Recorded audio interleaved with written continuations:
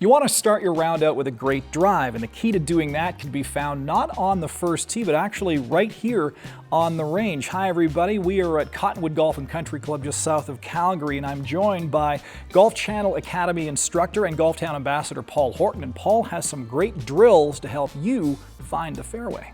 So here we are on the practice tee. I've got a tip for you to hit the ball farther, and what we're going to do on this drill is we're going to take our lead foot or the front foot, and as we go into our backswing, we're going to try and lift the heel off the ground to get a little more range of motion going back. It's also going to help us to put more pressure into the ground as we go into impact and off into finish, which should create a little more energy in the swing. Okay, now that we have our distance dialed in, this drill is all about accuracy and how to hit the ball straighter.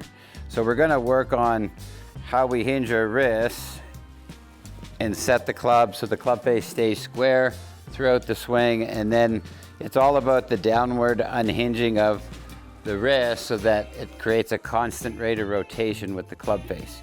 So if I do it in slow motion, you'll see the wrists unhinge. This won't happen till later on down through impact, but I don't want to hang on, guide it, or steer it. I want to just swing the club freely to let the face rotate in a natural state.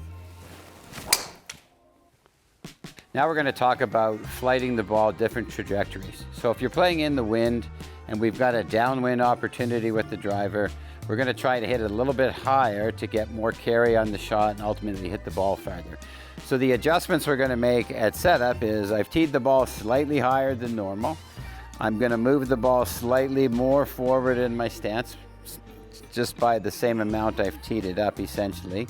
And this is going to create an angle of attack where the club is coming on the upswing into the ball, creating a higher launch, ultimately a higher trajectory, and ultimately more distance as well. So let's give this a go. Okay, we just hit the high one. Now we're going to hit a low one. So if you're hitting a ball into the wind and you want to flight it down to cheat the wind a bit, we're going to move the ball down to a lower teed position. And because of that, we're going to move the ball slightly back so it's just inside the lead foot. And then I'm going to make the same swing here. So the ball should come out with a little lower launch, a little more lower flighted shot to cheat the wind. So here we are on the tee. Going back to our tip about distance, we're going to try and lift the left heel off the ground on the backswing so we can plant that heel down and start to use the ground more effectively to create a little more energy in the shot.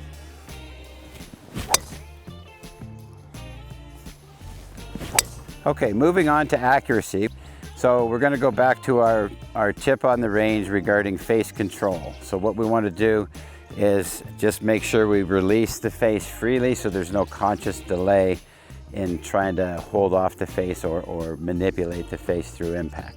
So I'm just going to get ready. I'm going to soften my arms and my hands and get ready to let it fly.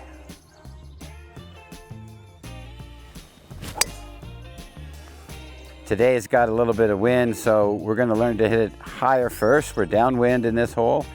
Okay, so I've teed the ball a little bit higher than normal, and I'm going to move the ball slightly more forward in my stance because of that tee height.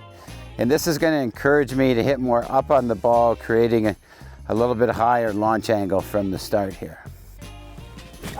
So moving on to a lower ball flight, which can be effective if you're hitting into the wind. I've teed the ball lower than normal, and I've moved the ball just a tiny bit back from its normal position, encouraging me to hit the ball near the bottom of the arc as opposed to hitting up for that higher shot.